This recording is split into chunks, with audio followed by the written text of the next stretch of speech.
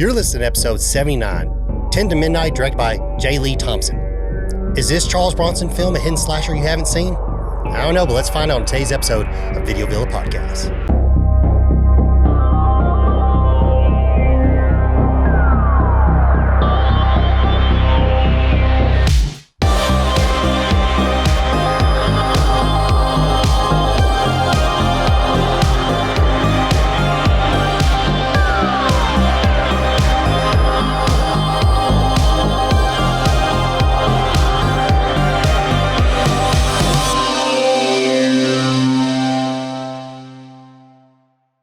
All right, we're back with a new episode, and we are talking about 10 to Midnight, one of the best, in my personal opinion, Charles Bronson films that I've seen. And I've got a special guest with me today. Introduce yourself, Mr. Joe. What's up, man? I'm Joe from the Movie Dumpster Podcast, and I'm going to talk about some Bronson and some Canon films. Oh, yeah. It's going to be great. 10 minutes to midnight. Dude, that soundtrack's sick. Dude, it's so fucking good. Dude, I'm so glad someone ripped it and put it on YouTube. Dude, you can listen to the entire thing on YouTube. After that cold open, dude, and it just, I mean, we'll get to it, but it's just like, it's like, dude. Dude, it's so good. You know what you're in for. Oh, yeah. It's so good. Yeah. Oh, dude, these... All right, I'll start off. Okay, so we all love Canon films and stuff like that. Staple, man. I mean, they have been some of the best. Some people call them trash, but I call them hidden gems. Yeah, well, they're like the low budget action go-to. Oh yeah, 100%. Yeah. I feel like the some of the films in the Canon's portfolio, people talk shit about, but like I love Over the Top. I think it's great. They're great. Masters of the Universe. So good. Right? I mean, which we just did on the Movie Dumpster Podcast with Kevin from Peg Warmers. Awesome. I can't wait to watch. But yeah, man, they have made some of like, I don't know, it's weird because like some of their films that they've made have actually like, as far as like when it comes to like review worthy, like Runaway Train is actually a well-renowned film like in their catalog and stuff like that with John Voight and stuff like that. Yep. You know, they have been known to like, I guess people call them sleazy films, but I just call them a different breed of action. Yeah. I mean, they're exploitative. Exploitative. That's probably a better word. In nature, but like, that's what makes them memorable and fun. You know what I mean? And when like exploitation and Bronson go together like peanut butter and jelly. Oh, 100%. You know what I mean? So he really is a chameleon. Yeah. He is on all sides of the spectrum when it comes to acting. Like he is like literally, I feel like there's one scene we'll talk about later in this film, like maybe where he was like, okay, I'm not doing that, but I'll pretty much do anything. Dude, when I read that, I laughed out loud. I was like, and then when the scene came up, I was like, holy shit, that would be incredible. Oh yeah. It's so funny, but like, yeah, he is really like, I like the fact that he's a actor that doesn't take himself too seriously. Yes. And I feel like his portfolio shows that. And I think that's why his portfolio of films, I feel like you have fans of all different genres tuning in to watch his type of movies. Yeah. While it's like this movie here, like this is like up my mom and my grandmother's, like these are their type of films. Oh yeah, dude, that 80s thriller, basically. Crime thriller, yeah. Oh yeah, my grandmother ate that stuff up. Like, someone's murdering people and, there's always, unfortunately, like, especially that older man, like there's the joke that's already been said, but like, before Liam Neeson, we had Charles Bronson. To take care of business. That older gentleman taking care of business. Yeah. I mean, dude, like, it's the poor man's Dirty Harry, essentially. Yeah, I looked it up. But like better?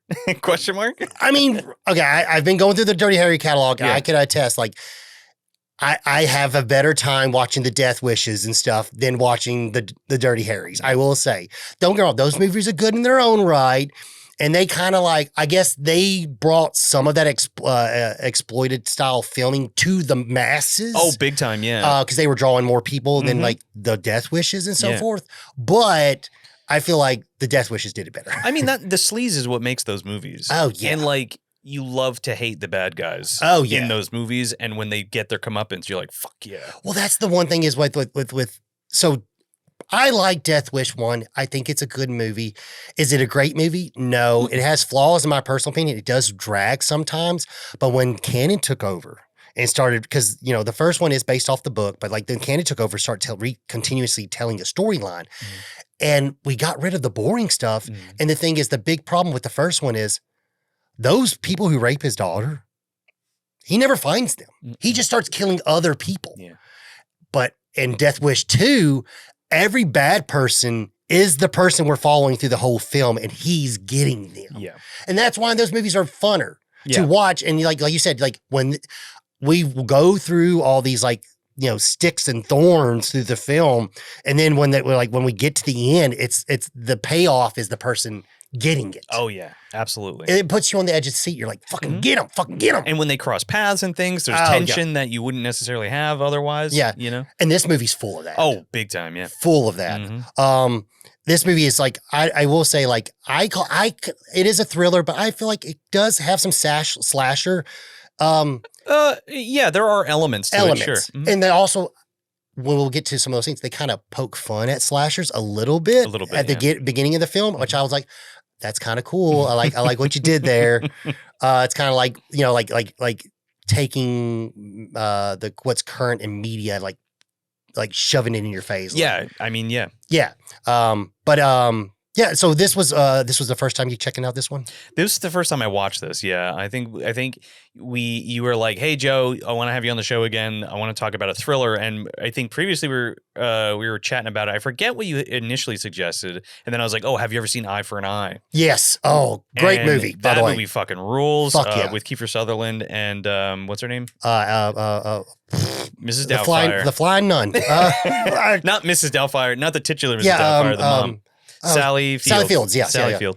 And then we were like sitting like with my parents had come to a show that we were hanging out at, and then we got on the topic of 10 to Midnight, and I had never seen it, and you were like, "Oh, Charles Bronson," and I was like, "Okay, sign me up." I was like, "If it's a great thriller, Charles Bronson, like I definitely want to see it." Oh yeah, dude, it's and then the freaking Eye for an Eye, like. I literally, at that event, I found the VHS. And you found it. I was like, son of a bitch. I was like, I don't even have that one. And you found it, but that's cool. It was Tim's tape. Yeah. Oh, was it really? It was Tim's. Yeah, man. That movie rules. Dude, you're right, dude. That's another one I want. Like, that one I can get Becca to watch. Yeah. She's watched this because she's like, "Are you watching that movie again?" I'm like, "Yes, I'm watching it for watching it for the show." But did you just watch it yesterday? Yes. Eye for an Eye is arguably more like disturbing. Yeah, for sure. Yeah. And it has more of a sensitive topic. Not that this doesn't, but like it's much more like graphic and the villain Kiefer Sutherland's character is just malicious. Kiefer is fucking terrifying in that movie. Yes. But yeah, 10 to Midnight, I had never seen it, and I always like to watch new stuff, and I'm so psyched that you suggested this because I had a really good time with it. It was really good. Oh yeah, dude, this was one of those ones where I got to the point where, like, you know, I was checking out the Death Wishes. I had always seen Death Wish 1, but I never checked out like the sequels. They get nuts, man. They do. And the funny thing is, if you watch 3 and 4, the villain gets killed the exact same way. And then a year or so before that, the villain in Invasion USA gets killed the exact same way. It's like, Canon, I think you got a certain way you like to kill your villains in your movies. I'm fine. Don't get me wrong. I love it. Sure. But if it ain't broke, don't fix it, I guess. Yeah. But yeah, so I started going through all his films, and that's why I have pretty much all of the ones, except for one that are his Canon releases, because I want to talk about all of them and start a playlist on the channel, because every one that you see on this table is great. The only one that's up in the air is probably Death Wish 5. That's the only one where it's like, all right, he's 71. Yeah. All right, we're phoning it in. Yeah, what are we doing here, Charles? Well, then you got to watch, after that, you got to watch those movies with that Mexican guy. Yes, I got to watch exactly those. Like. I think it's called Death Kiss. I want to say Death Kiss. If I'm wrong, I'll put it here, but I think it's Death Kiss. That shit is wild. Dude, he looks just like I know, it's wild. It's crazy. It's like, it's so freaking crazy. But yeah, I checked this out, and I was like, I instantly fell in love with it. When I finally found a tape of it in the wild, I posted on the socials, and my mom commented on the post, 10 to Midnight's great. and that's the thing is, like, these are the movies, like I said, I remember my grandmother, this is the stuff like she likes to watch. She's no longer with us, but like there's so many movies that I watch these days, and I'm like, I wonder if she had seen it, because I felt like she had seen it. And it sucks because I don't get to have those conversations now with her, but it's like in my head, I'm like, I know she's seen this movie, or like, you know, like I think of like times like, man, what if I sucks that I found these in my 30s. If I had found these in my 20s, we could have watched them together or something like that. But you can still like hear her like. Oh no, you know you're what I mean? 100%. Because that's one thing is like my grandmother loved these revenge style films. Yeah. We went to go see Django together and she loved it. Oh, that's so cool that you got to do that. And with your that's grandmother. another great revenge kill meal. Yeah. You know, I mean, it's like he gets the superhero at the end gets it. Yep. And he gets the girl. You know what I mean? Like it's that kind of like, you know, like it's satisfying. It's satisfying. You know what I mean? It does have a bleak ending. Some of the, you know, it's the subject matter in the films are pretty messed up. I mean, yes. I mean, do children get murdered? Yes, unfortunately. And stuff like, do women get raped? Yes. But the people that do it, they're not sticking around for too much longer. No. And like we were talking about this before we started the show, but like if there's no like reason why you hate these people or why they deserve to die, then like you don't really have a strong story. Exactly. And like if these kinds of movies aren't for you, then you probably shouldn't watch them if you're like sensitive to that stuff. Exactly. That's the thing is like, I always tell people like, sometimes those scenes, like we need it. Yeah. To feel what's happening and like the other character on the other end that's, you know, getting the fallout of that event, you know what I mean? Yeah, that's like because or the driving force for them to go after them. Yeah. Exactly, because these movies, a lot of them, these are like kind of like revenge killing. Like every Death Wish, someone dies, and he is going on a revenge rampage, killing people to kill that person who killed that individual. And so I went down a big rabbit hole, you know, watching like, you know, like freaking Miss 45. That was what we were talking about. Savage Streets. Even like I Spit on Your Grave. Even Mother's Day to some extent. Yeah. That, you know, House at the Edge of the Park. No. Last House on the Left. Last House on the Left. Well, there's Last House on the Left, and then there's House at the Edge of the Park. Also with David. Yes. Which is great too. Yeah, Home that Invasion. one's more like he's fucked up. That shit is nuts. I prefer that one actually. But. Yeah, that one's like, you know, everyone's going to come to the house and we're just not going to have a good time, and there's not going to be a good happy ending. Nope. But yeah, I went down that rabbit hole of like Vigilante and stuff like that, which is great. You know, that's another one where a little child gets killed with a shotgun. Yeah, it's you know, it's horrific, rough, man. And you feel the pain that people are going through and stuff like that, which, you know, makes these films. I don't know, like that's the stuff I like. Like I like feeling the emotion of my characters. Yeah, and I think stuff like that. I think to that point too. I feel like people don't like to feel like that. And people are freaked out by it scared by it. Yeah. And that's why they don't like these movies and they think they're trash and gross and all that kind of thing. Exactly. Because I think like, Robert Ebert literally called this movie just considered it pure garbage.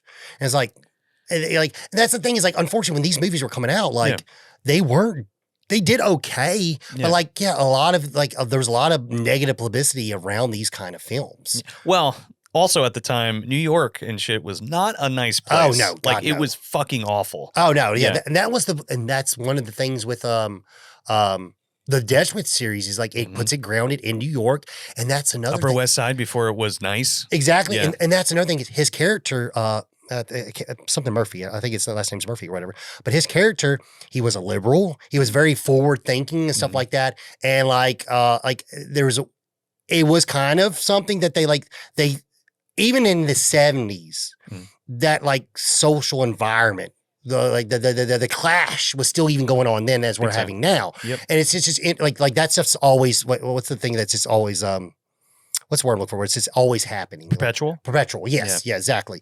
You would like to think that things are getting better. You would think so, but unfortunately, like sometimes like it just doesn't. No. But then once again, then you have that character that's trying to make things get better. Yeah. And that's why he turns into a vigilante. Cleaning up the streets. Exactly. The Exterminator. Their Exterminator movies rule. Exterminator. Yeah. Phenomenal. So good. Phenomenal. Especially the first one, dude. Yeah. That first one, he literally just going like, what they do to you? Yeah. Okay.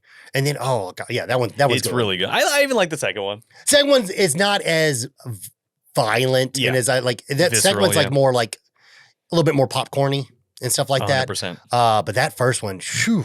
Like when he finds that the sex parlor, Jesus Christ, that the soldering iron. If you haven't seen it, you should watch it. It's on Tubi. Just go check it out.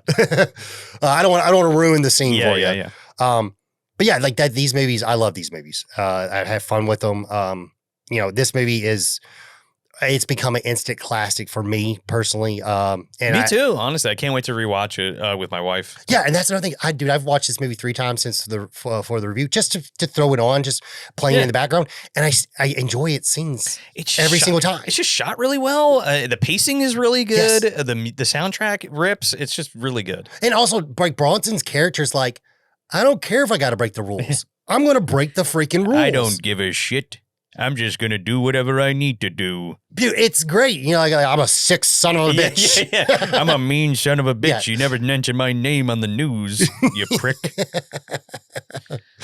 And it's funny, too, because, like, also in the movie, if you've seen the movie, I really like his daughter, too, because, like, his daughter, she almost has the same cadence as him. Yeah. If you pay attention to the conversation. Yeah. I was like, oh, that is his daughter. Yeah, it's Lisa Eilbacher from Beverly Hills Cop. I was like, what does she look? I can't remember. She's like the art dealer that Axel Axel's goes. friend. Yeah. But yeah, like this movie. She's also in Leviathan.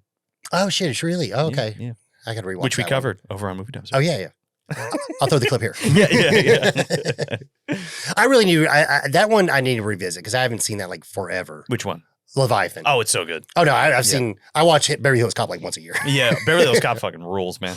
But yeah, like I mean, there's not a lot. The funny thing is like there's not a lot of backstory behind the film. It's more of just fun talking about the film. Yeah. I mean, the main couple things is like, this. If you know about Canon films, a lot of movies were sold just based off a poster before a script was even written. Yep. And this was one of those. Yeah, I believe it. That's how they rolled. So it was Poncho, Connor, and Gollum got together, and they basically he wanted to do the next project after Death Wish 2. He wanted to do The Evil That Men Do. Okay. Right here. Right, I read that, yeah. Yeah, and then we unfortunately, it was going like $200,000 because it was a book. It was a book, and then the screenplay was going to cost them that much money to get it made, to get the rights or something like that. And they were like, "Nah." He's like, that's way too much money for a Canon the budget film. of the movie, bro. Yeah, exactly. And he was like, "No, I'm not going to do that." The movie turned around, still got made, but that was not their next project. So he went to Poncho. He was like, "All right, give me something. I want something with Bronson. Give me something." And this is where he's like, okay, they just came up with the idea of like a cop on the right side of the force where everything's going wrong. And he's like, what? I'm just going to break the rules to get the job done. Yeah. I think they found another script from somewhere else, if I'm not mistaken, and they just slapped 10 to Midnight on it, and they were like, there we go. Done. And that's the thing is like it's weird because like the poster was made that made no sense before the screen rate. No. Like the poster doesn't really make sense. There's a guy literally just doing the arms of the clock on the poster. It could be about literally anything. Is he a clockmaker? Does he kill people who tell time? It makes literally there's nothing in there. Like there's literally nothing. Like he's just holding the clock. Look at this. Look at this. And that's the fun thing is like, like that's cool. Like when you can just make a poster just to sell a movie. Yeah. And then okay, well now we actually got to come up with the script. Like if Charles Band was given that, it would be like a clockmaker who goes insane and kills people. Yeah. That's what it'd be. Oh, it's 10 to midnight. They go legit literal. The cuckoo, and it comes out of the thing, yeah. But yeah, I mean that's the only like kind of cool things behind the film. Besides like just like if you know like the Canon history of stuff, what's the documentary? I can't remember. Electric Boogaloo. Yeah, the story of Canon films. I believe. Yeah, that's a real one. If you want to look, if you want to find some fun history behind Canon, that documentary is a must watch. Oh yeah, 100%, hands down, good hands stuff. Down. But yeah, I mean, is there anything you want to talk about it before we start ripping into the film? No, not particularly. I think I'm ready to just jump in, baby. Yeah, because that's most of the fun about this one. Yeah. All right, do you want to read the back of the box? Sure. Whichever one you want to grab. Are they different? No, I don't know if the backs are different. I'm going to read the OG. See what it says. As the clock ticks 10 to midnight, you'll be riveted to your seat. Here's an action-packed police thriller that's too close to real life for comfort, which is probably why some people don't like it. Take a clean-cut sex killer who uses legal loopholes to get away with murder at a cop who does what he thinks is right, and one side or the other, you're not apt to remain neutral. Oh, wait, that was somebody's quote that was just stuck in the middle. Archer Weinstein from the New York Post. Charles Bronson stars as Leo Kessler, a tough Los Angeles detective up against a cunning psycho, Gene Davis, whose genius for concocting airtight alibis is surpassed only by the horror of his erotically stimulated crimes. But the killer makes his fatal mistake, choosing the cop's spunky daughter, Lisa Eilbach, of an officer and a gentleman, and also Beverly Hills Cop, that's not mentioned on this box, as his number one target, and forcing Bronson to go man on man. That makes the end scene even funnier to talk about. Holy shit. Not like mano a mano. Like, no, it's man on man. Clearly, man on man action. Clearly, because that was written before they had to change the scene. What is this, your dick? I don't know. Is that your gun or your penis? The undisputed king of America's tough guy heroes, Charles Bronson, is supported by Andrew Stevens, who's awesome in this, as his rookie partner, and Jeffrey Lewis as the killer's cynical lawyer. William Roberts' script takes a hard look at the insanity laws in this country, and the film is... And, in quotes, the film is exceedingly well made by master of suspense John Lee Thompson, Gene Siskel, and Chicago Tribune. 10 to midnight? See it before it's too late. It's so funny because, like, there's nothing has anything to do with time in this movie. No, not at all. And they're focusing on the 10 to midnight. Like, that's just the title of the movie. That has nothing, he doesn't need something doesn't need to happen by a certain time. No, they bought a script that has nothing to do with 10 to midnight and put 10 to midnight on it. I mean, maybe it's 10 to midnight at the last scene of the movie. Maybe if maybe someone Let's just say that it is. Someone's like a police guy shows up. What time is it? It's 10 to midnight. I don't want to spoil the ending because I was going to say it's 10 to midnight. Okay, let's wrap it up. Yeah. Which is funny because so the director James Lee Thompson has done 8 films with Bronson. That's insane. And they're all good. Yeah, he also directed Happy Birthday to Me. Yes, exactly. And the original Cape Fear. The I know, 62 right? one, yeah. Talk about somebody who can, I will say, when it comes to directors, this is rare. Someone who can actually evolve with the times. Yeah, and this feels like that. You know what I mean?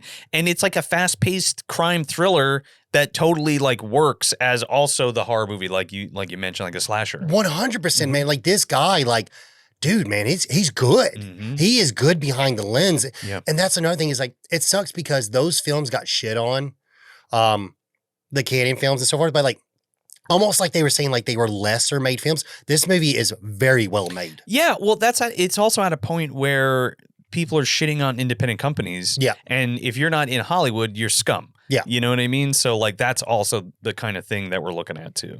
Yeah, and that sucks, man, because like poo-poo it away. Exactly, because I will say, really, like going through all the Bronson stuff, literally, not one of them is actually, I would say, besides Death Wish 5, which that's not even Canon was out of the picture by that time. Yeah. But like, they're not bad made. Messenger of Death, yes, it's kind of a weird subject, but like, it's still a well-made movie. Sure. Murphy's Law is fantastic if you haven't seen that one yet. Yeah. Great film.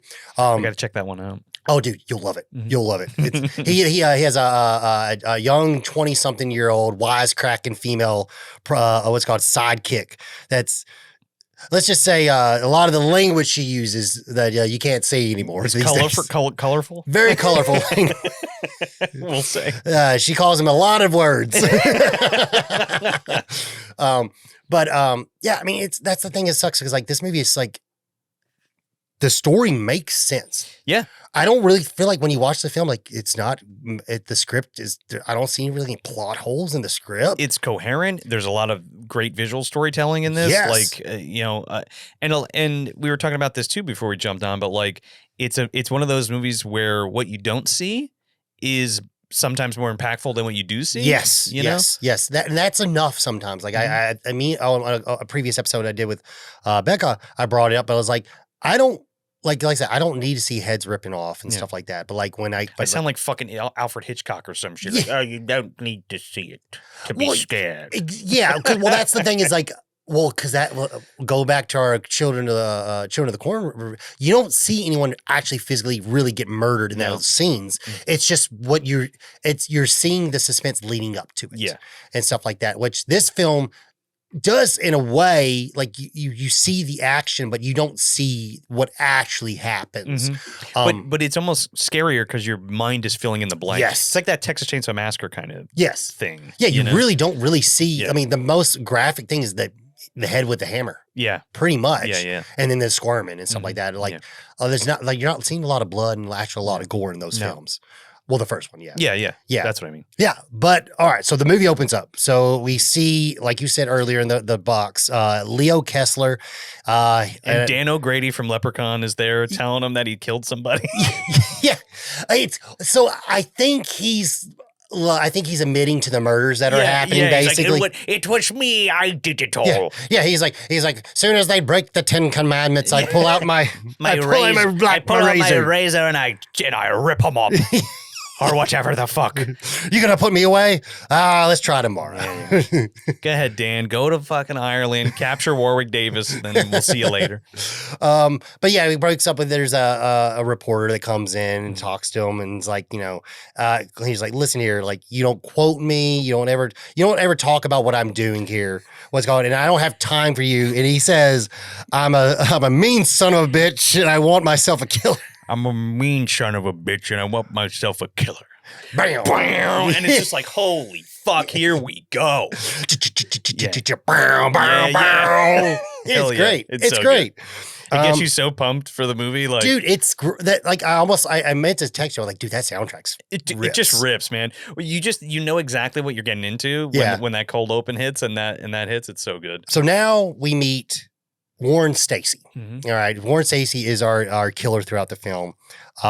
He is basically doing his ritual of stalking his next prey. In a very Patrick Bateman-esque opening scene. Like, he's like in his underwear. He just got out of a fresh shower. He's like putting cologne on. He's making sure he's all pretty, and his music is playing. Yeah. He's literally pampering himself and stuff like that. And he's getting ready to do what he wants. Taking care of myself. Dude, come on now. Come on. Like, I don't know when American Psycho was written, the book or so, but, like, come on. Definitely inspired in the movie. I mean, there is some of that in the book, but I feel like it's definitely inspired in the film version. You know what I mean? 100%. Because, like, this is like, I mean, he's looking forward to it. Yeah. Oh, hell yeah. And I tried to look for behind the scenes on this, and like I said before, like, they just picked a script and slapped the name on it. But, like, the director, I think, told the guy who plays Warren to, like, make the character his own, but he didn't want him to be sympathetic at all. Yeah. But I'm like, did this guy, like, look to the Bundy murders, man? Because this guy's very Ted Bundy. He even drives a fucking bug in this movie. Yeah. You know? And he's going after the co-eds specifically, and he hates women and all that kind of stuff. Exactly, yeah. So, that's the one thing, is like, he's I don't want people to like the character. Yeah. Especially when he goes into the woods, I'm like, this is fucking Bundy. Yeah. You know? Yeah, and also there's so many little things that they do that I'm like, that's clever. Yeah. And that's also, like, kind of like, for the time was very advanced. Sure. Like, forensics wise. Yeah. You know what I mean? And again, just to that point, when if we're talking about Bundy, like, he didn't get caught for the longest time because of the limitations in forensics and that kind of stuff. Yeah. Because we were talking about, like, I mean, it wasn't until, like, the 90s until actually DNA evidence was actually brought into cases. Yeah. We'll get to that point. That wasn't like blood or something like that. Exactly. Yeah. So he's getting ready. He's stalking his next victims. We see a flashback of the girl where clearly he was unzipping her dress because it just so happens all his victims, we find out, are that ladies that he works with. Yeah. And clearly he has a fucked up brain. He is the reason HR exists. This motherfucker, like, zips this chick's dress down, and she turns around and fires a fucking cup of coffee on him. Yeah. And I'm like, what? Like, in what like, if you were working with this guy and you saw that happen, he's a fucking dead man. No, yeah. Like, I would, like, just lay him out right there. Dude, it's crazy the fact that we're like, and then he's shocked, but like, what, you mean you didn't like that? What the hell? What do you mean? I'm a nice guy. I'm a super nice guy. I just want to fuck. He's such a scumbag. Oh, yeah. So he's stalking her. He's watching her getting in her van or whatever and stuff like that. he then cut to like he goes to the movies, and he's is starting to work on his alibi. Pretty fucking slick. It is pretty slick. It is pretty slick for sure. Yeah, he goes to the movies and basically harasses these women on purpose so that they remember him. Oh, dude, yeah. And then like I will say some of these movies, I will say these extras, they picked out some of the best extras. Yeah, man. These ladies are very pretty. The girl with the white pants. Oh, now you're talking. I was telling Becca, you need to get some white pants. And I'm just like, can it be 1983 again? Right. I mean, I guess it's coming back, but now I'm an old man. And I guess that makes me a creep. But I'm like, every like all the movies, like all the extras, like man, like they even like they literally like hired I don't remember which actress it is in the movie, but they literally like they were getting playmates to be extras in the films. Oh yeah, just to have a pretty face for a little small women. extra role. You know what I mean? Yeah. For like a woman's on camera, make sure she's pretty. Sure, kind of like stuff. Yeah. But yeah, he goes to the movies and he has the interaction with them and stuff like that. And one girl thinks he's cute, the other girl thinks he's a creep. Dude, when he sits down and he's like, "Hi, I'm Warren, blah blah blah. Want some popcorn? Oh, hi, how you doing? My name's Tina." And it's just like the weirdest shit. And thank goodness Tina's not having any of it. She like throws the popcorn back at him. She's like, "That one's awfully rude." So he does that. Sociopath. He goes off into the bathroom, and then he leaves out the window. And now it's daytime, by the way. Yeah. And what's called, and then he like jimmies it so it stays open. Exactly. And he hides no, is it when he comes back he hides the weapon or whatever. Yeah. But yeah, so he goes out and then he apparently knows where the lady and the boyfriend are gonna go. Well, he was stalking them before, so I guess like he overheard it because come to find out he like works with this woman. Yes. So I guess he like overheard it. He's been stalking her for a while, knew where they were gonna go, and then drives his bug down to the middle of nowhere, like in the woods. Strips down to his bare ass, except for latex gloves and this butterfly knife. And then goes over to this fucking van while these two people are fucking in it. And it happens to be the chick that he's stalking. Yeah. And man, he's just like sitting there, like looking at them through the window and then like imagining himself with her and all this kind of stuff. And then he immediately, bare ass naked, mind you, rips the door open. I don't know what's going to happen. I'm like, is he going to like stab this guy and rape her in the van or what's going to happen? But it's that great shot where it cuts to the inside of the van and he rips the door open and the chick is in front of the camera so you can't see the dude, but he just starts going ham on this guy, stabbing the shit out of him. Yeah, because it's like we're looking through the passenger seat. Yeah, it's great. It's such a powerful shot. And it's also kind of, it's creepy. Like, it doesn't, it's creepy as hell. It's not like it goes bam. Door open, slash. It. It's great. And then she freaks out, takes off, run, mind you, butt ass naked. Yeah, because they're fucking. They're running through the fucking woods naked. Both of them. That's why I said like Patrick Bateman, running around with the chainsaw. With the chainsaw. Yeah. Except he's in the woods with a butterfly knife. And he's chasing her down, and then he gets up to her, and once again, it's like. Yeah, she like just crawls down and just like becomes submissive. Yeah, but you think he's gonna like rape her or something? Yeah. But that's not his MO. Dude. And she also begs him because she knows him. Yeah, she knows who's about to kill her. She even says his name, which is even creepier. Dude, that's the powerful point. Like she like fuck, like holy shit, please don't kill Warren, her. Like please, like this has happened also before. As we come to find out later, not this particular thing, but like stalking her. Exactly. Yeah. And so he just basically guts her. Yeah. We don't see it, but it's enough. You see the scream and stuff like that. And then you see the blood all over his leg and on the body and shit. With him being naked, dude, it's a pretty powerful shot. Yeah, it's creepy. It's creepy. And it's like, oh, he's naked. No, it just adds so much more element to the movie. Yeah, it's not goofy. No, not at all. It's fucking terrifying. No, describing this to someone maybe might think it's goofy, but when you actually visually see it, like, and then you watch more of the film, oh, dude, that fucking makes sense. Yeah. But I could see somebody laughing out loud at the scene, like, oh, he's running around butt naked. It's like, well, because you're uncomfortable. You know what I mean? Yeah, exactly. So now, like somebody named Charles Bronson. Put that thing away. Get away from me with that. There are some behind scenes of the ending scene where I'm guessing the scenes of him. Okay, so most of the film, when Warren is videotaped. He is naked when he's murdering. Mhm. And the main actress like was very uncomfortable with it. The lady from Beverly Hills Cop and stuff like that. Like He was just dick swinging. He wasn't socking or nothing. no, pull on dick. Wow. And so you know what he did when she was uncomfortable? So he drove to get her to look at it. He put a bow around it. And showed up on set with a dick wrapped around his with a bow wrapped around his dick. So this guy is just a scumbag, like misogynist. Jesus Christ.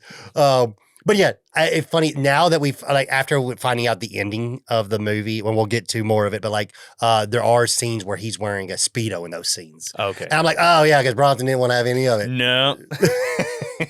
Put that dick away. I don't want to see that dick.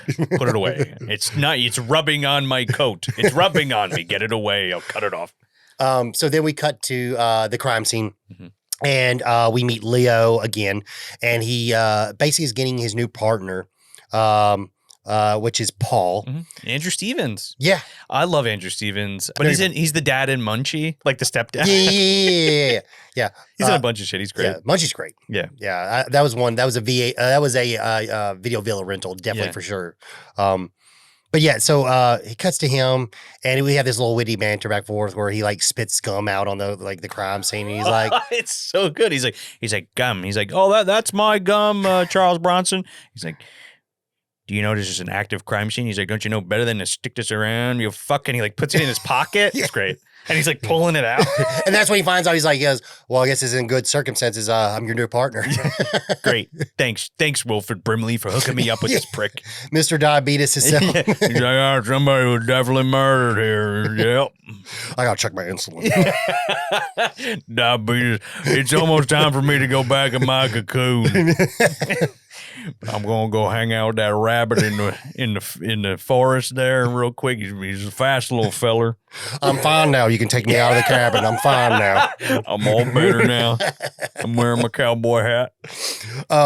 So we cut to they're going to investigate the girl and see find out the ties to or her associations, and also like basically let the next of kin know that she's been murdered. Mm-hmm. Basically go to the coroner's office, and we find out that she had a hepatitis infection, which is a very important thing because it comes to do the blood. She also has AB negative blood, which is like super rare. Which is one of the rarest. Yeah. Which, like I said, when we're talking about like crime scenes, like that was something that, we know she has these two things. If we find blood with these two, we might not know it's her actual genes, but we know it's pretty clear. It's pretty clear that you did this. Yeah, exactly. Which is it's a very important part of the film.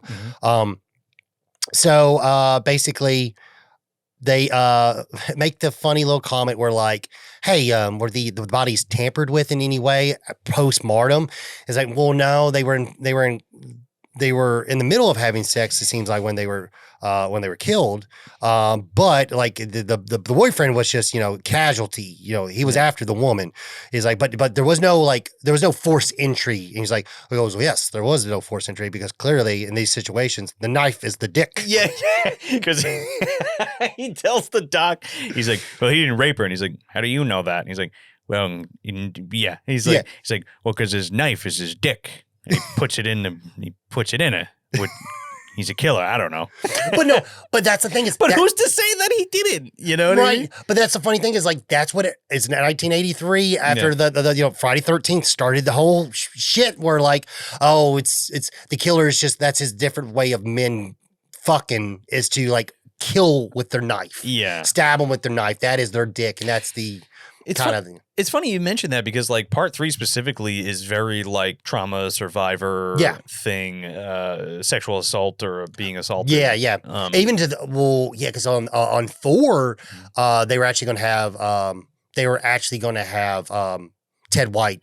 I forget the actress's name. They're actually going to try to have him rape her. Oh, but they had completely cut that scene out. Yeah. Like they were like, okay, this is too much. far. This is too much. Like Jason doesn't need to we don't actually need to see him rape. It's not that kind of movie. Yeah, exactly. You know what I mean?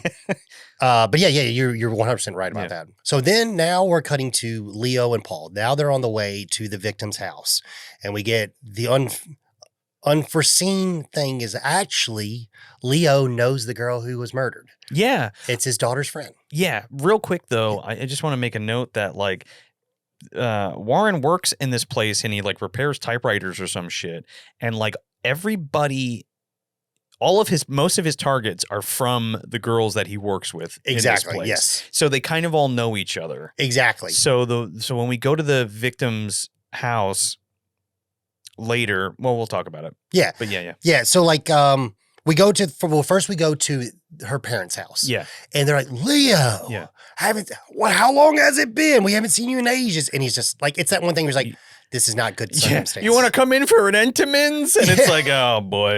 Yeah, he's like, oh, what's called? Sorry, I just got off the night shift, you know, and like, sorry for my appearance or whatever. Yeah. And then the mom, like literally the mom comes in like she's just got him baking a cake. Leo, it's been ages. What's the matter? What? He's like, can we talk inside? Yeah. It's like, fuck, man.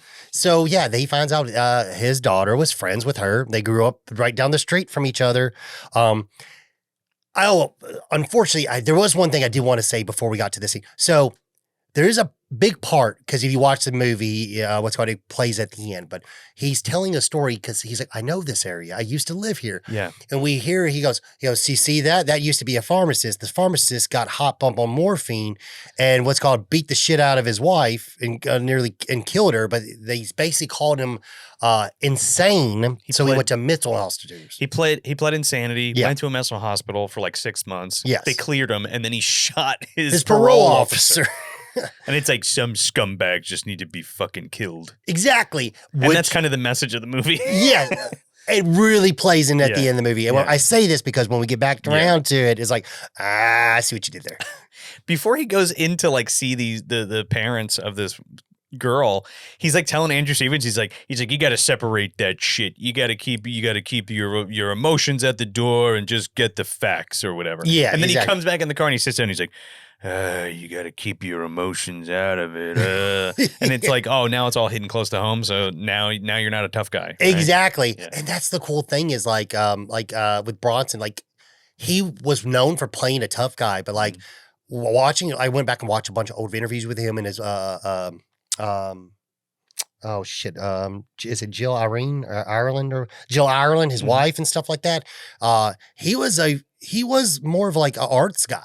Yes, he played these tough individuals, but he liked to paint and stuff like that. Like Jim Varney, you know? Yeah, exactly. Literally a classic theater trained actor. And he's going, know what I mean? You know what I mean? Yeah, playing Ernest, the simpleton. Yeah. But yeah, so now we cut to going to the girl's apartment where she has a roommate who also works there as well. And thinks Warren's a creep. 100%. By the way. Exactly. They start talking to her and stuff like that. He's like, okay, well, we need to find out, like, was there somebody she was having a fight with? Well, how, what did she, was there anyone that, she said anything about, anything going on? She's like, well, there was these weird phone calls with someone that was Billy from Black Christmas. Yeah. He's like, Agnes.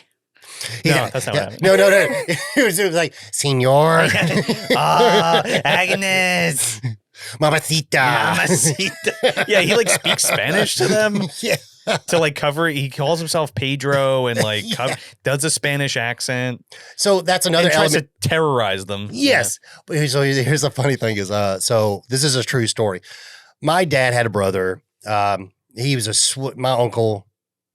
Incredible individual, sweet at heart, one of the most kindest, hardest person. But he would make creepy phone calls? No, so he was a 60s child and he just never wanted to stop partying. So he lived a little bit of a rough life. Sure.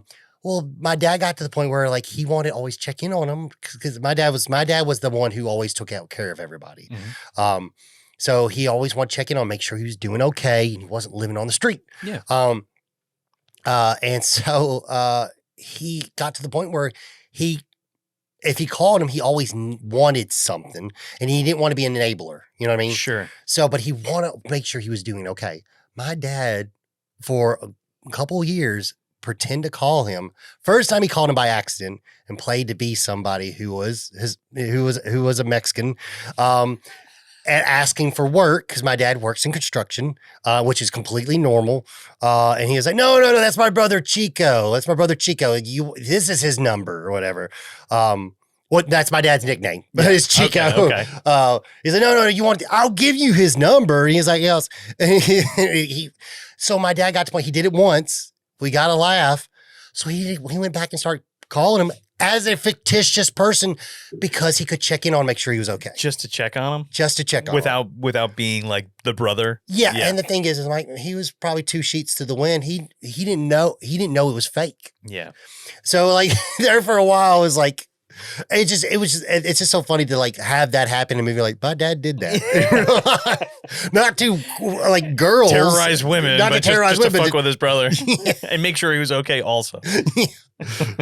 But yeah, so we find out like this Warren was a creep, and she had been writing about him in her journal. Yeah, because they're at the funeral for the girl. And everybody shows up, including Warren, because he's just that type of person. And that's what killers will show up. They'll show back up at funerals to see their victims. Yep. And how people react to it and all that kind of shit. So Bronson's there, and we get introduced to his daughter, like for the first time, I think. And Warren's there, like watching the whole scene, and he overhears the girl at the funeral, the roommate, talk about the diary. And she's like, oh yeah, she kept a diary of like all her boyfriends and blah, blah, blah, blah, blah.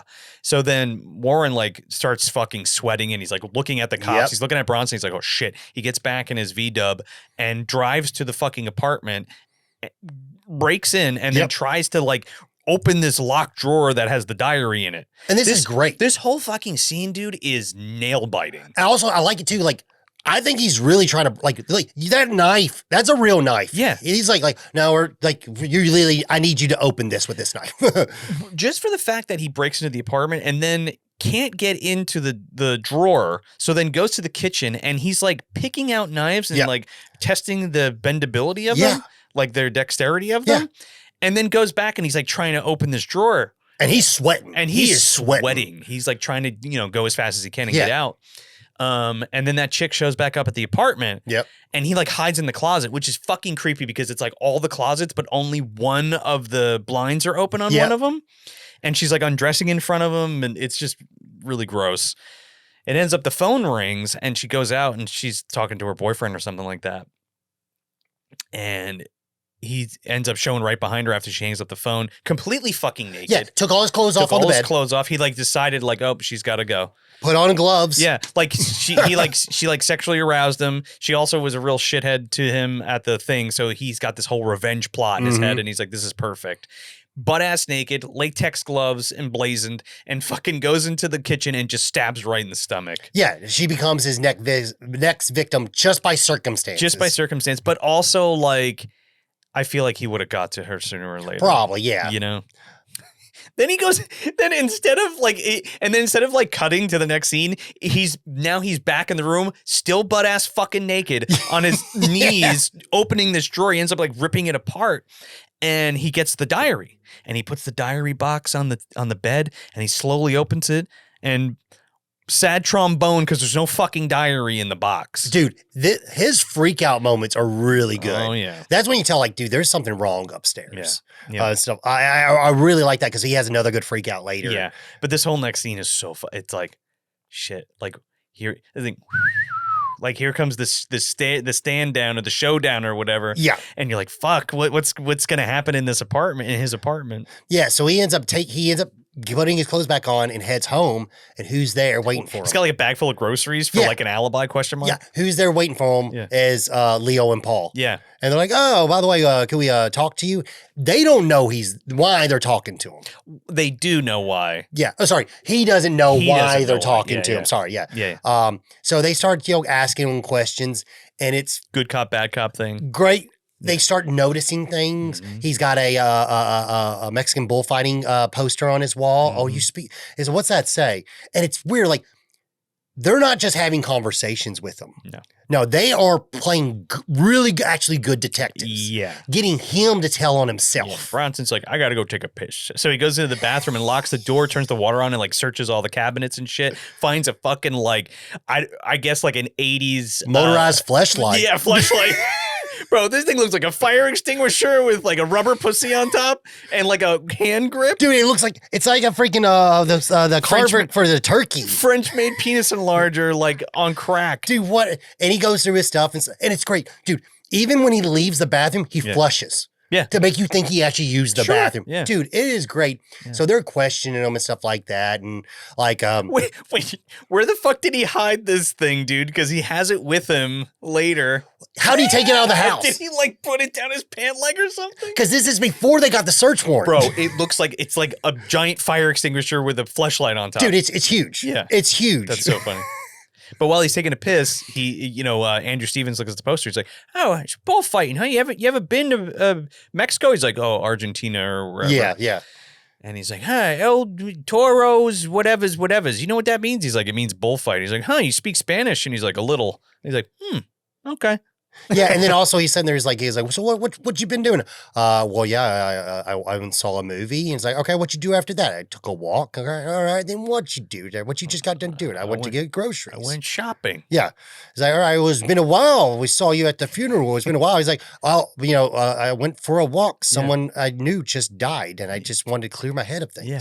He's like, you ever go out with whatever the victim's name was? He's like, yeah, one time. He's like, well, how come you didn't go out again? He's like, oh, she wasn't my type or whatever, blah, blah, blah. He's like, huh, interesting. It wasn't because she thought you were a creep. Yeah. He like opens the diary. Yeah. He's got it. And he turns around and turns fucking white.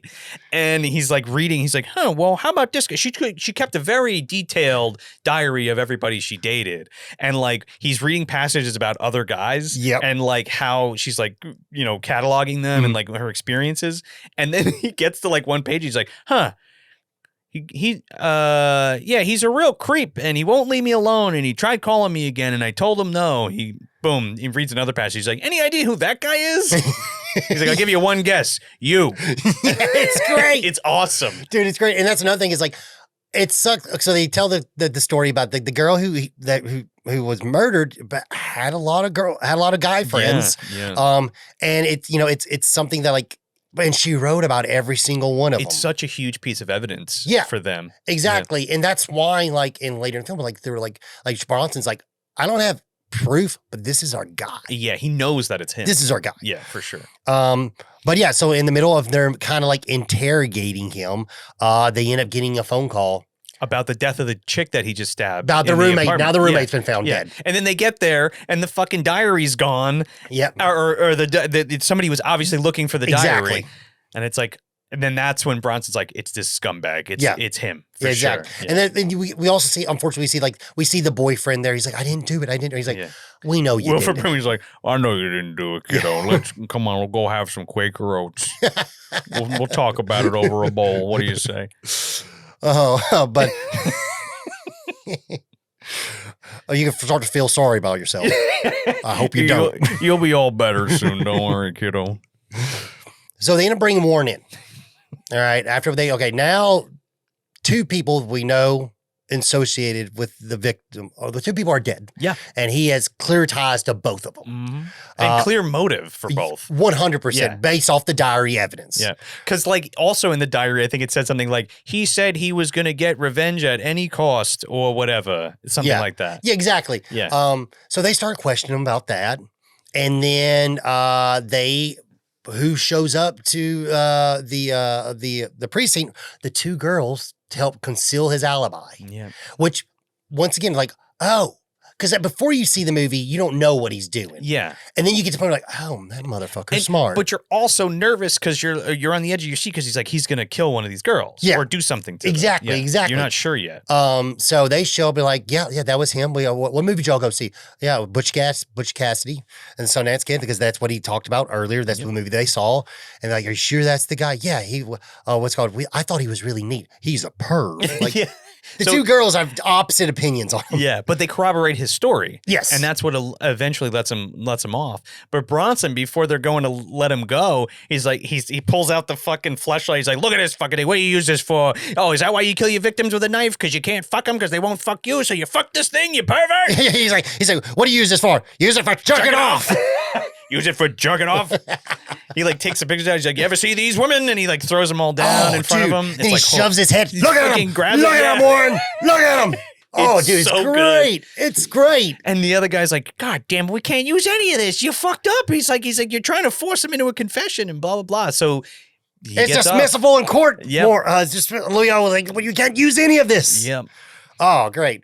So then we cut to a scene where he's talking to the chief. He's like, listen, this is our guy. He's talking to Brimley. Yeah, Brimley. He's like, I can get him. Okay. Like, and he's like, he kind of like looks at the partner. He's like, what do you think? He's like, I haven't been on here. Like, well, no, I'm asking your opinion. What do you think? Yeah. He's like, we don't have any evidence. No. And like, what am I supposed to bring him in for? And he's like, I don't care. Rape, assault, I don't care. Just bring him in. I'll get him next time. Yeah, he's like, if you bring him in, I'll find something to charge him with. Yeah. You know what I mean? And then we get to the point where like a little bit before the other guy's like, listen, Leo, like it's poker. We don't have a good hand. No. You have to fold. There's nothing we can do right now. And he makes a bunch of comments like, I remember when the law wasn't protecting these fucking maggots on the street, and when, what he says, he has like a real profound line where he talks about legalities and the law. Yeah. And what they mean and how they're kind of separate. Yeah, Because he essentially is like all this loophole bullshit. Yeah, especially when we get to the court case later, and he brings that up. But yeah, there's one. Like, he basically just like, listen, you want to fold? I'm staying. Yeah, this is our guy. Yeah. And so shows up to the precinct, his daughter, and his daughter's trying to get a word with him because she sees him at the funeral, and she's like, "Haven't I seen you somewhere before?" He's like, "I don't know. Have you?" Yeah. Bye.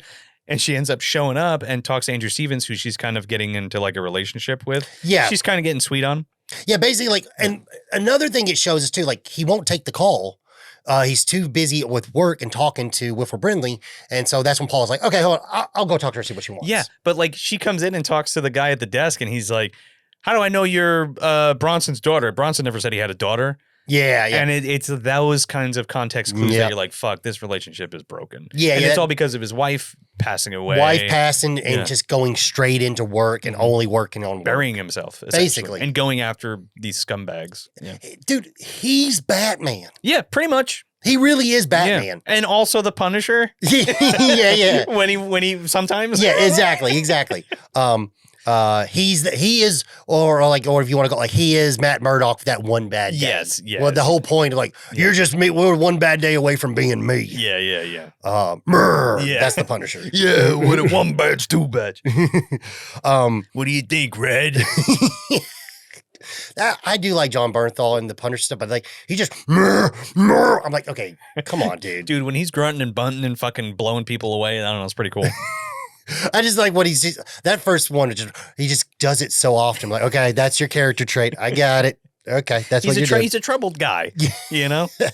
But yeah, so she brings a photo. It's like, listen, this guy, I saw him at the funeral. Do you know who he is? And you're like, well, how do you know who he is? He's like, listen, stop being a detective for a second. Just answer my damn questions. Yeah. I know this game. Yeah. All right, my dad's a detective. Yeah. And he's like, no, he's like, that's fine and all, but just tell me, I'm asking you these questions, just please answer them. Yeah. So she finds out that like the chick who was killed was like really scared of Warren and didn't want to be around him and felt really uncomfortable about him and all this stuff. So like that, there's another clue. Boom, and they have photo evidence too. So they're building. They keep getting closer to building the case against this guy, and they're getting very close. Yeah. The thing with Bronson is he wants to wrap it up now before anybody else dies. Exactly. That's the whole point. Like we need to stop this because more girls are going to die. Yeah, I know it's him, and we're getting more evidence, but not enough to convict. Yeah, it's that point. It was like, get him off the streets. Yeah. Look what and we can save people while I find something to accuse them of. Exactly. So we find out like, okay, clearly there's some kind of, all we know is this guy on this photo, who she doesn't know who is, we know she was scared of him. Yeah. The victim was scared of him. And he's like, this guy? The guy we just brought in? Exactly. Yeah. So then we go back to Leo's daughter's apartment.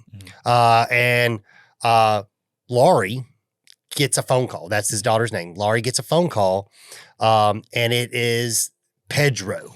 Yeah. Oh, real quick, Ola Ray is there also. Yes. Who's Michael Jackson's girlfriend in the Thriller video. Yeah. I just thought that was kind of funny. Yeah. So she's playing. She's having fun with the phone call at first, and stuff like that. She's like, you love me, you don't even know me. He's like, I love you so much. Yo quiero pussy or puto. And he's like, that means I'm gonna eat your pussy. And it's like, okay. It's so weird. It's like this such the weird character trait for him to do. Yeah. It's like, but it's like it gets the point across where obviously he has a what's the word I'm looking like? He has a list of things he likes to do. Like he has a ritual, I guess you would call it. Yeah, where he freaks him out. Yeah, it's almost like this is a stretch, but hear me out. It's almost like Pennywise thing, where they taste better when they're afraid. Oh, kind of thing, you know? Yeah. Like when they're upset and they're on edge and scared, it gets them off. Yeah. Yes. So the next day or so, Leo goes to check in on Laurie at work and stuff like that because, he missed her call the other day and he's trying to make up. He has ulterior motives to protect her from Warren, but is also legitimately like, hey, I've been a piece of shit, Dad. Let's go. I want to take you out to dinner or something. We'll get together. Yeah. You know what I mean? Which is kind of nice. And they kind of reconnect a little bit. And their relationship starts to get better as the movie progresses from here. Paul tags along with them. And it's so far, they're just talking back and forth, and they're about to leave because Laurie, she kind of likes Paul. She's smitten, dude. I like their back and forth flirting where she's like, oh, you don't look like a detective. And he's like, what does that mean? I'm not a good detective. He's like, she's like, I didn't say you weren't a good detective. I just said you don't look like a detective. I know, there's some good lines. And it's also funny. It's like, oh, you're a nurse. He's like, there's another line earlier. He's like, oh, you're a nurse. What's called? I was like, you don't look like a nurse. You don't look like a nurse. What she says, well, what's a nurse supposed to look like? Oh, did you get? I got the job just because of the uniform or something. Yeah. But yeah, so they're talking and making up and whatever. She asked Paul if he wants to go to a party. He's like, no. I guess maybe he's kind of almost uncomfortable because her dad's right there. Yeah. Too. He's like, but then Bronson's like, what the fuck's the matter with you? Keep your eye on the prize, kid. We're trying to get this Warren motherfucker. You're going to go take out my daughter and do whatever she wants or whatever. Exactly, because he's definitely keen on him doing that once they find out about the phone call. Mm-hmm. And also protecting her, too. Exactly. Yeah. So he agrees. He goes over to their place. And bugs the telephone. Shows them how to use the bug and stuff like that. All the girls are there. All the girls are there. And gives them a radio, which I thought was very cool because he even mentions in the movie, look, this is new technology. Yeah. Like the handheld radio that's also a police tracker. And or a police, whatever. Yeah. The bulletin thing where they, where they, the CB radio. Yeah, the CB things. And he leaves it there with them, which I thought was kind of cool. Yeah. So you're not supposed to have this. He shows them how to use it and stuff like that. And then they end up going to the party and he's kind of like the stiff guy there or whatever. Dude, and everyone's just partying, hanging out. He is dancing on the floor like he's 40 years old with his jacket on. He's like, it's really hot in here. She's like, take your coat off. He's like, I got a gun. And he says that as soon as the music stops, everybody's like, what the fuck? And he's like, hey, he's a cop. He's a law-keeping guy. If you don't piss him off, because then I'll have to shoot you or whatever. And then takes him out of the room. It's pretty good. And it's funny. And as they're leaving the room, he hears a woman violently scream. Yeah. He's like, oh shit. This is great. And he busts in the door, and this guy's with his gun drawn. With his gun drawn, and this guy's railing this girl, and they're like, "What do we do? Oh my god, what do we do?" He's like, "Oh, nothing. As you were, get back to how you were doing it." And then he jumps back on her. Like, what was that? I don't know. It's so fucking funny, man. And they're fucking on the washing machine or something. Good stuff. So they end up making their way back from the party. He gets another phone call. Yeah, and it's the killer again. And now she's keep him on the phone. Yeah, now he's fucking with her. Yeah. And he does not like the fact that she's not scared. No. He gets pissed. He gets really upset. He starts screaming, yelling, I'm gonna fuck you, you bitch. Yeah, your dad's a pig, your mom's a whore, and blah blah blah. Your mom sucks cocks in hell. Yeah, mother sucks cocks in hell. Yeah. Why you do this to me, Demi? No, he doesn't say that. What your mother and I must know is, where'd you put the baby? And then he hangs up. I don't know. He's in the attic or some shit. I don't know. So now Leo knows that Warren is the killer. Yeah. Like they're cross-referencing the audio from the recording and they're like, that's the same guy. Yes, he's using a fake accent. That's the same guy. All right. So he's like, okay, well, I don't have anything to bring him in. You know, he's like, again, we're getting closer. We have little things. We have this recording. We have this photograph. We have the diary that he's mentioned in. Yep. All that stuff, but it's not hard evidence that he's linked to these murders. Yeah. And what's it called? What's the justice called where like you take it upon your hands to like enforce the law? Oh, shit. They do it in Silver Bullet. I want to go out and get me some martial law, not martial law. Citizen's arrest. Shit. It's something just. Something justice. Mob justice. Something like that. Yeah. So he goes into the evidence locker and he's like, all right, well, you know, we want evidence. I'm going to get me some fucking evidence. And he goes tampering with evidence. And he's got an airtight alibi. Yep. Because the dude that's the coroner guy or the lab guy is smoking the fucking weed that they brought in. He's like, yeah, it smells like some good stuff. Did you get that in the shipment that just came in? And he's like, oh shit, man, I'm sorry, dude. Like I didn't know anybody was gonna be here. He's like, hey, why don't you go in there and get me something else? Yeah, he's like, why don't you go in there? I want to make sure you checking on these tapes. They need to be like whatever scanned or whatever you want to call it. Yeah. What's called reviewed. Well, so when he goes in there, checks on the tapes, he goes in the refrigerator, pulls out some of the girl's blood. And which is a dead ringer to link her to him. 100%. Because it's the AB negative hepatitis blood. Exactly. Yeah. Exactly. So, and he ends up getting out and he's like, okay, thank you for doing that. He's like, well, you're not going to tell him. He was like, you know what? There's no evidence. I have nothing to charge you on. You know, there's no evidence. So he's like, thank you, sir, whatever. Yeah. So he ends up going. And he ends up going back to Wilford Bradley. He's like, listen, I want one more go at him. Bring him in. Yeah. Bring him in. And he goes, he agrees. He's like, okay. He goes, I'll give you a search warrant for his house. So they go in. They go in. They take him back in. And he goes into his apartment. He's like, Paul's coming out with his clothes. And he's like, only pull out the clothes that he wore on the 6th, which was the day that the girl was killed. Yeah. So he comes back into the precinct where, you know, what's Jeffrey Lewis is there. Jeffrey Lewis is there. Yeah. I love Jeffrey Lewis. He's such a scumbag in this movie, dude. Oh my God. Yeah, so he's the worst. He's listening. He's like, listen here, we're good. You have no evidence. But if you do take you down, we're just going to do a plea for insanity. He's like, but I didn't do it. He goes, I get you didn't do it, kid, but worst case scenario, we do this, you go in for X amount of time, and they let you out. Big freaking whoop, everything's done. And he's like, well, I don't want to do that. He goes, yeah, I know you don't want to do it, kid, but would you rather do that and live or go get the chair and die? Yeah, the gas chamber or whatever. And he's like, what really skeeves me out is him coaching him. Yeah. And he's like, yeah, so like when you plead insanity, you're going to pretend like there's another voice in your head. There's a good boy and a bad boy. And the good boy wants to not do the stuff that the bad boy says, but he does it anyway because the bad boy will do something to him. And it's like, fuck you. And which makes the end of this even sweeter. And it goes back to what Leo says he was scared of, things the word law is now these days because of the pharmacist and what that happened with the pharmacist. Exactly. So it all ties up. Exactly. So he's like, all right, get it, got it, good. That's what we're doing, okay? And he comes back in and he's like, all right, we're about to book you for murder. He's like, here, we got one more thing to add to your fucking pile. It's the coat, it's the jacket, and it has a blood match type on it for the girl who was killed. Warren freaks out. Ballistic. Freaks out.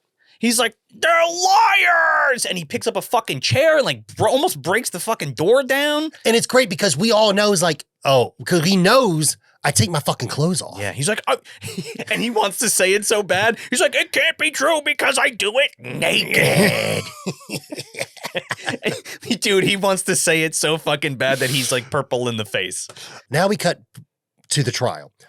And before the trial happens, we do get a little conversation between Jeffrey Lewis and Paul. And he's basically like, listen here, we both know there's no evidence there. I'm going to call you on the stand. And you're going to be under oath. You don't want to lie under oath on the stand. Exactly. And he's like, so, you are going to do your duty and tell the truth. And Paul's like, what the fuck is that supposed to mean? Exactly. He's like, and so he goes to talk to Bronson. He's like, why is he giving me shit about this? He's like, did you tamper with the evidence? He's like, I don't know what you're talking about. Yeah. He goes and investigates a little bit of the office, the evidence place, talks to the one guy, finds out that day before the arrest, he was there after they hung out that night. I love, he's like, oh yeah, he came in about 2. And I love when he's like, no, what really happened here? And he's like, he told you. Well, I was smoking this joint and this good stash came in and blah, blah. He's like, no, not that. He's like, well, where were you? And he's like, I was in there. And he's like, well, where was he? He was in there. He's like, what's in that fridge? He's like, oh, blood samples. And he's like, oh, fuck, we're fucked. Yeah. And like, he's got this air about him where, you know, he's the law and he doesn't want to lie. And he wants to be like, he wants to be honest, you know, because if he's not honest, then the law doesn't work. And here's the thing is, this is the good thing of senior cop, senior detective, rookie detective. Yeah. You know what I mean? We got Bronson, who's been doing it for way too long and knows, I don't care. I will break the rules because I know this person did it. Yeah. And I don't care about the oath that I took. Yeah. Because we get that great conversation. He's like, but you took an oath. Oh, geez, with this oath crap. Yeah. And he's like, you don't understand, kid. You know how many people walked away and how many people died because of this bullshit and all this stuff. But like, there is a strong moral thing here where it's like, again, you have to, it's that shitty thing where you have to trust the system. The system is broken. Yes. Let's not get that twisted. I think it's broken for sure. And then that's one thing. That's the thing with like Leo. Like he's like, listen, I've been doing this for X amount of years. I know it's fucking broken. Yeah. You know what I mean? But it's also that thing where like, well, you also have to be honest. You know what I mean? Because like on that off chance where this fucking guy didn't do it, even though he probably did, but like in that off chance that he didn't and you kill this guy, that's not justice. You know what I mean? Even though he did, I'm not giving him a free pass, but it has to be concrete. Yeah. And that's why we need vigilantes. That's my end rant. Yeah. Social justice. That's what it was. Social justice. Yeah. Oh yeah. Or civil justice. That's what it was. Civil justice. Do I think there should be a Punisher running around somewhere? Of course I do. Because sometimes you got to take care of business. Yeah. So Leo talks to Paul, and you know he basically like, yeah, I planted it. I don't care though. We know he did it. It's like, we're gonna nail him. It's fine. Shut up. Don't say anything. Exactly. And he's like, I can't go up there and lie. So instead of jeopardizing his job, he does the right thing. He does the right thing. It's the middle of court. The one guy who's like got all pissed off at him for like the lawyer. Beating up Warren before, like pulling out the sex toy and stuff. He comes in, he's like, come here. And the guy's like, and he's giving his case, and he's like, and he looks back at Bronson again. He's like, come over here. So he goes outside and talks to him. He like whispers in his ear, and he's like, oh, fuck. And he like walks up and he's like, can we call everybody to stand? And he basically tells him that like he planted the evidence. Yeah. So Warren gets off, and Bronson is totally embarrassed. He's let go from the force, and he made his decision. Yeah. You know? And that's the thing is like, even though he knew what he did was wrong, like you said, he's not going to take this guy's career away from him. And he's done. Yeah. You know what I mean? He's old, and he's like, you know what? If this is the way I got to end, whatever, I will man up and do it. He fessed up instead of taking everybody with him. Exactly. Which was the right thing to do if he was going to do that. Exactly. You know? Yeah. So now that Leo is free he's retired, if you want to call it. I mean, he's fired, but now he has nothing left to do than to fuck with Warren. It's great. You get this great scene though, first with him and his daughter, and they're like drinking together and all this stuff. And he's like, all right, stop drinking. You good. I'm going to walk you home there, kiddo. He walks her home and then immediately begins to fucking fuck with Warren. Yeah. And it's the best shit. He follows around in his car. He drives next to him. He's looking at him. He's like, hey, I see you, fucker. Yeah. He goes to his work and plants photos of the murders at his job. And everyone's like, what the fuck are you doing, Warren? Bulletin board, so he gets fired. Yeah. He comes back to his house and he fucks with his apartment. He ends up tripping over a light or something, blasts the radio. He ties Bronson breaks into his apartment, ties a wire from the door to the fucking radio. So when he opens the door, it flicks the radio on, scares the shit out of him. And he ends up like knocking a bunch of stuff over. Then Bronson calls him from a payphone. He's like, hey, how you doing, Warren? Are you having a party in there tonight? What are you doing? And then it's just this cat and mouse kind of game. It's great. So now we get like cutting to, now he's just straight up fucking following him. Oh yeah. And Warren, he's hit his last batch. You see him fucking undo the pipe and get his like butterfly knife kill thing. He puts his fucking red jacket on again. He does the whole thing. And the way that he organizes this for this last act of this movie is fucking brilliant. It's once again like it's this, so good. It all makes sense. It all works. It all works. There's one thing I want to ask you about when we get to it, but I mean, so he gets in his bug and he's driving around. He knows Bronson's following him. 100%. He's playing him. So he goes to the movie theater like he's going to go to the movie theater and ends up picking up a hooker. Yep. And he's like, what the fuck is going on? He's like, why is he picking up a hooker? So the hooker gets in the car and then he like bribes another hooker to like tell him where that woman like takes her johns.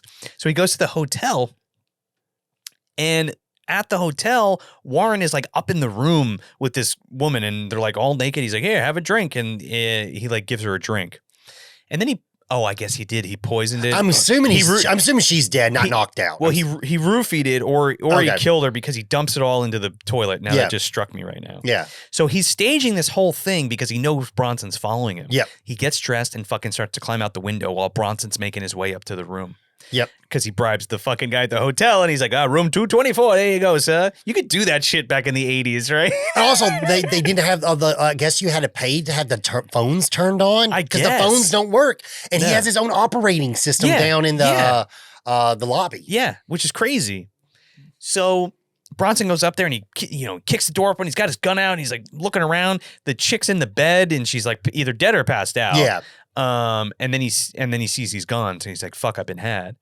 This whole time, Warren's been now making his way to his daughter's apartment. Yeah, he's made his way to Lori's place. Oh, man, this fucking scene. This is another thing that reminded me of Ted Bundy. Like right before Ted Bundy got caught. Oh, he just went in that house and when he went into the sorority room to room and just killed all those girls. That's what this feels like, man. Yeah. Yeah. Oh, that was rough. Yeah. This is like this is scary as shit, dude. And it's perfect because he goes in. Mind you, he's in the hallway. Okay, he gets to the apartment. Yeah. Clothes off already. He's naked for the remainder of the movie. In the hallway with flowers in front of the window. And it's that great, like, you're on the edge of your seat, like, fucking, just answer the fucking phone. Answer the fucking phone. Yeah. And he finally gets a line out. You got a fucking line. Give me a line out. The calls are coming from inside the house. Yeah. Damn you, Nash. So then basically, he's trying to get a hold of him, and just in time for the door that opens, don't let anybody in the house. Shut the door. Don't let anybody in the house. Yeah. Shut the door. Boom, busts the door open. And now we got 4 girls in there. 4 girls in the house. Yep. And he just starts going after them one by one, looking for Lori. Exactly. And poor Ola's just in the shower. She's like, what the fuck? Opens the shower, gets it in the fucking gut. The other one is getting like shaken and terrorized, and she ends up getting stabbed and killed. And it's great because once again, we don't see it. We don't actually see the penetration, but we see the aftermath, which is just as good. Yeah, man. And it's scary as hell. Yeah, we get the point where like, Lori's hiding underneath the bed. Mm-hmm. And what it's also, here's another, this is kind of where it feels kind of like a little bit of a slasher. Like you get that moment where you're like. It's like a stalk sequence. Well, yeah, where you're like, you're in the kitchen. You just turned off boiling water. Take the pot and fucking hit him with it. Do something, seriously. Lori. And you're the daughter of a cop too. So it's like, come on.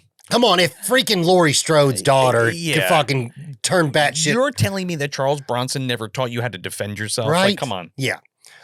So he basically now he knows that Laurie's there and he finds her. Oh, but it's so good, man, because she thinks he leaves. Yeah. And she goes to leave and he like jumps her from behind and gets her. Yeah. And we get this great scenes where he's like, she is fighting him butt ass naked. He's naked. Yes. He's naked. She ends up getting away and runs out of the apartment complex. And he's running after her naked through the streets of LA or whatever it is. He is like full-blown sprint. He is dick swinging down a fucking highway with a butterfly knife in his hand trying to kill this woman. And we get this, dude, this scene is great where you just see him run, and you see her run, and all of a sudden she just veers to the left and there's Charles Bronson right in front of him with the gun in his face. And we get this big monologue scene where he's like, basically he tells him like, listen here, I'm going to complete insanity.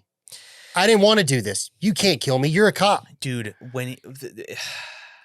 it's like a Joker type monologue, right? Where it's like, there's nothing you can do. I'm coming back. I'm going to bleed insanity. And when I get out, I'm fucking coming for you. Yeah, exactly. Now, before we get to the end of this, I want you to talk about the scene that they cut. Yes. They were going to fucking wrestle to the ground. And Bronson was like, fucking no, we ain't. Dude, the craziest part was Bronson was supposed to take that fucking fleshlight and stick it on his penis and jerk him off in the middle. No, that wasn't supposed to happen. But like, I was like, I didn't read that. You're going to come for me before I kill you. Bronson's just like, I'm not having his dick all over me in this shot because he refuses to. He's got a bow on it. I don't. He's not going to wear underwears or whatever. I don't want to see his dick. I just want to see like Bronson like looking at the script like, the fuck we are. His lump is not going to touch my lump. Which is okay. Funny. So with that being said, there are on-set photos of this scene, and he is wearing a banana hammock in this scene. Yeah. I guess it's because Bronson was like, nah. He's like, put the fucking Speedo on. I don't want to see your penis. Exactly. Which he could have done for any scene with Lori and just didn't. But okay. Well, they don't now with now time frames, like even when women get naked these days, they're not even naked. It's all prosthetics. Yeah, there's prosthetics that cover in their parts, which is cool. Well, even like the substance. Mm-hmm. That's not that girl's real boobies. Those are prosthetic boobies. Well, that just blew my mind. 100%. Yeah, because that was another thing. Is like, I'm Sue, and these are not my boobs. When her parents saw the movie, because she was talking about like her parents, because that was like, like that was her probably biggest film she's done. Oh, 100%. And her parents saw the movie and they were like, that's yeah. And she was like, yes, those are fake. That's not me up there you're seeing on the screen. That's bonkers. I wonder, was Demi Moore, were those her boobs or were those prosthetic? I don't know. But that's I do such know. A weird thing. It's happened. Like the girl, like same thing goes for Pamela and Tommy show. The actress that played Pamela Anderson, those aren't her real boobs on the movie. Well, I can see why like they would do that. Like, but apparently that's becoming more common now. Like if someone doesn't want to do a nude scene, they just put like the perfect boobies on them. But I mean, I think that's fine because it's like you're allowed to be naked and portray without feeling like judged or like violated or like thinking about somebody like cranking it to you. No, really. It's not like your body. You're it's wearing a fake body. something. Yeah. Like, okay, you're not seeing my real boobs. So that's, it makes things, I guess, more it detaches. It detaches you from the intimacy of it. Yeah. Right? Exactly. Yeah, exactly. You're not as vulnerable because you're technically still wearing something. That's the word I was looking for, vulnerable. But yeah, so he does this whole thing and runs into him and we get this big monologue and he's like, I'll come back. And there's nothing you can do about it. He goes like, no, you won't. Bam! It's just so good. He's like, fucking like hell you will. And just shoots him in the fucking head in the middle of all these cops. I'm surprised they didn't gun him down right there. Oh, great. That's the scene that your mom brought up when we were talking about it. Yeah. She was like, no, you won't. Bam. yeah. And now it all made sense. And I was like, oh, that's hilarious.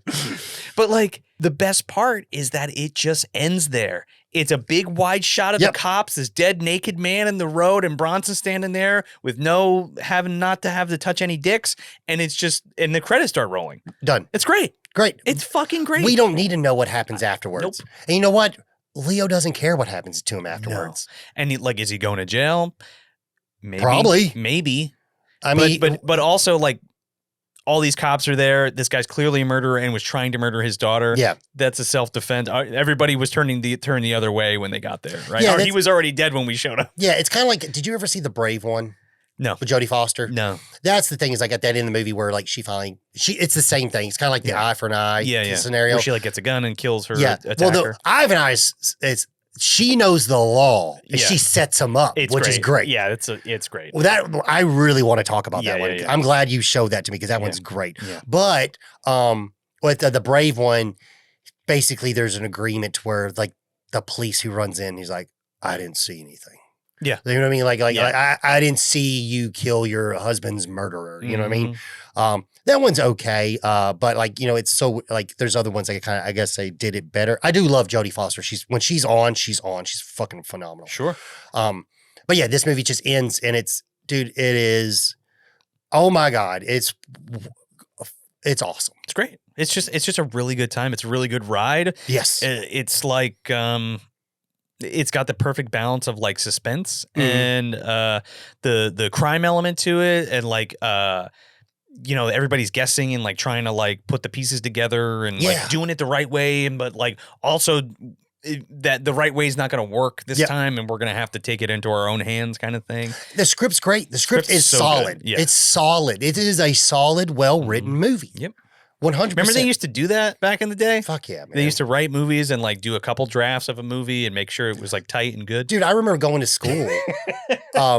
I remember going to school, and when I was in college, I did take film classes, and we had a chapter just talking about how Back to the Future is one of the best screenplays ever written because there are no plot holes. It is like, it's a masterclass on how to write a script. Sure. And stuff like that. Like, and it's like, to this day, he's like said to be like one of the best screenplays ever written.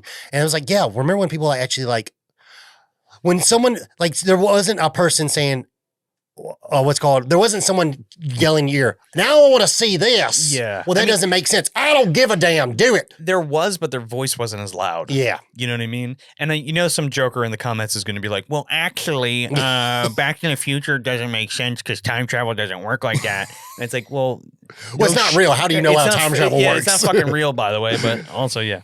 But yeah, like that's one of those things is like, you know, like a big example of that is the whole like, the best example of that is the fucking the Kevin Smith Superman movie, where he's writing a story and then people start to go, I want this. Well, that doesn't really make sense. The Wild West guy, the producer. Yeah. He got his giant spider. I forgot his name. Fucking dickhead. He produced Joel. No, not Joel Schumacher. It's Joe something. Well, anyway. I forgot his name. Yeah, but he was like a big problem. Big producer back in the day. Yeah. And a big problem for that movie, the Superman movie. But that's Superman the thing is like, Lives. That's the thing with like Canon films. Like these are still considered independent films. Mm-hmm. You know what I mean? Yes, Gollum and I forget the other guy's name. They were like Menachem or something. Yeah. They were heavy on like getting the films made and stuff like that, and saying like, hey, I want this, or add some more violence and stuff. Punch it up in certain places. But they mostly, I think they gave the directors pretty much free reign, more or less, because they had to do it in a certain amount of budget too. Exactly. Because there's J. Lee Thompson worked a lot with the Canon. Toby Hooper worked a lot with Canon. And they really got him, like, they might not have been happy with the movies he was making, but they let him do what he wanted to do. Yeah. I mean, well, freaking Texas Chainsaw Massacre 2 is like prime example of like great Canon. Yeah. You know what I mean? Also like a sequel to one of the biggest horror movies in fucking history. Yep. You know what I mean? So they were kind of just, Toby was like, I'm going to do what I want to do. Exactly. Or I don't do it. You know what I mean? Yeah. But like that, like, you know, he went to the Invaders from Mars, which is great. I love that movie so It's much, great. dude. It's great. That's a great remake that nobody talks about being a remake. Yeah, that's the fourth one of the 80s of the big remakes. Yeah. Because you got the Blob, you got Fly Thing, and then Invaders from Mars. Yeah. It's all those Atomic Age ones that just translate really well to the modern. Yeah, that Reagan era. Yeah. Yep. But yeah, so this movie's great. I know I talked a crap about it in the front of the film and how great it is and stuff like that. I'm kind of run dry. I don't know. I don't want to do full circle, but it is a phenomenal movie. If you haven't seen it, you gotta see it. Where is it? Is it streaming anywhere? Still on Tubi. It's on Tubi. Oh, fucking the savior Tubi. It's funny because Tubi was like, I was going through all the Canon films, Bronson films, and I got to the point where like, this movie will be removed in 3 days. Holy shit. 2 days. I'm like, okay, all right, what's the last one? Messenger of Death. Okay, let me watch Messenger of Death before it leaves. I mean, I've got it on DVD, but like I said, I like to watch stuff on my phone sometimes. Yeah. I mean, let me watch it before it leaves. And then, a convenience factor. Yes. Yeah. And it expired, and they just relisted them. Damn. They didn't actually take them off. Well, we just did The Lamp, and that was on Tubi for like years, and then they just took it off. Yeah, it's not on there now, Yeah, because I haven't seen that one yet after watching y'all's review. I'm like, well, let me check that one out. Yeah, it's great. Is that now the one that was on Tubi? Was that the uncut version? I believe so. Okay. That was the Lamp version. Yeah. Not the outing. But yeah, is there anything else that you want to say, Joe, about the movie? No, man, it fucking rules. Go watch it. It's awesome. It was so. Thanks for recommending this to me because I had never saw it before. And I'm always looking for new shit that I haven't seen that are bangers, and this is one of them. Especially from the Canon catalog. You would have thought I've seen it, but no. Yeah, I've gotten to that point where like in my like life, I was like, I'm looking for those movies I haven't even heard of. Yeah, yet. I'm always on the hunt, dude. And this was a winner, man. Yeah, because like you like literally, I know this will be the third time brought up, but that Eye for an Eye, like I didn't even know that movie existed. Yeah. And and literally after I watched it, I'm like, all right, is there a Blu-ray? There's a Blu-ray for it, and it's like fuck, it's like $8. So yeah. That's the cool thing. I always tell people about Tubi. Or like, there are so many movies on Tubi that are cult classic that you've never heard of. But there's so many shitty ones that you have to dig through, and that's the problem. That's what the point of these shows are. Exactly. Is to pick out the good ones and tell you, be like, hey, this is actually good. And that's the thing is like, another thing I always tell people is like, you got to curate your Tubi. Yeah. You have to like stuff. That's how you find movies like 10 to Midnight because you put a like list on Death Wish. Now it's going to show you 10 to Midnight. And it'll recommend it. You know what I mean? And stuff like that. So that's like the big thing with like Tubi. Like some people might look at it, fresh off the gate, Tubi looks like a crappy app. Mm-hmm. But for people that don't know, like once you add stuff to your like list or to watch list, it will start curating your homepage and it'll all be stuff that you want to watch. And it's worth signing up because it's free. Yeah. And then you track your account, you track what you watch. And like you said, you do the rating system and all that kind of stuff. So Thief was on Tubi. What's called that's how I was able to first find Thief. I'm like, what's this film by Michael Mann? What? It's got James Conant. And then it's like, holy shit, this movie's fucking awful. Yeah. It's fucking rules. But yeah, so what's the Dumpster Boys got cooking up? Oh, man. We got, depending on when this comes out, I know we have a Masters of the Universe episode out right now that has Kevin from Peg Warmers on it. Great guest for that one. Yeah, it was really good. We talked about the toys. We talked about the movie. We talked about just like the influence. Did he bring the toys? He brought the toys from the original toys from the movie, some old toys from the original Masters of the Universe line. We talked a little about the remake. We hadn't seen it at that point. But we talk about the lineage of Masters of the Universe through the years. So that was really fun. A lot of Dolph Lundgren impressions and all kinds of good stuff like that. And then I think also by the time this comes out, we might have our Proteus episode out that we're doing with Tony from Hack the Movies, which is basically like another underwater but not underwater horror movie because we did Leviathan and it's a similar type of movie, but it's direct to video about a monster that eats heroin that's a shapeshifter on an oil rig in the middle of the ocean. Isn't there some link to the Carnosaur series through that movie or something like that? Or am I thinking of a different movie? I don't think so. Okay, no. Oh, yes, because it's written by the same guy who wrote Harry Adam Knight, who wrote Carnosaur, also wrote Leviathan. Also wrote Proteus, but the book is called Slimer. Okay. Yeah. You were right. I knew there was a link somewhere between those movies. Yeah. Awesome. That's great. Yeah. So that's what we got cooking. Perfect. Yeah, and you can find us at Movie Dumpster on all your social media platforms. We're on YouTube, so you can go check us out there. We've done a bunch of episodes with Logan over on our show. We did The Hand and we did Magic, and those are really great episodes, so go check them out. And we did some episodes on your show as well. Yeah, we've done Django, did Megan with Megan 2.0 with Sean. Yep. We did Chewing the Corn with Sean, and then we also did... We did The Keep Together. And then we did Near Dark. Oh, yeah, that's right. Near Dark, yep. Yeah, so yeah, go check it out and moviedumpsterpodcast.com and check it out. Yeah, it's great. If y'all haven't listened to them, what are y'all doing? Go over there, like, share, subscribe. Do hit here first, then go over there. Do it here first, then go over. Go in the comments, click on the link, do yourself a favor, and become a dumpster dweller yourself. Thank you. And also, jump into the comments of this video. Have you seen 10 to Midnight? Check it out. If you've seen it, leave a comment. All right, everybody, that is it for today's episode, 10 to Midnight, directed by J. Lee Thompson. Thanks for stopping by, hanging out with us. If you like this episode, please like, share, and subscribe. Drop a comment. Have you seen it, and are you going to check it out and let us know what you think? Also, if you want to see what we got going on and cooking up next, please try out our website at www.videovillaentertainment.com. There you can go to all our socials, or you can go to them separately, whatever you want to do. And we'll be back for more reviews, so until next time, I'm Logan. And I'm Joe from Movie Dumpster. And thanks for renting from the Villa.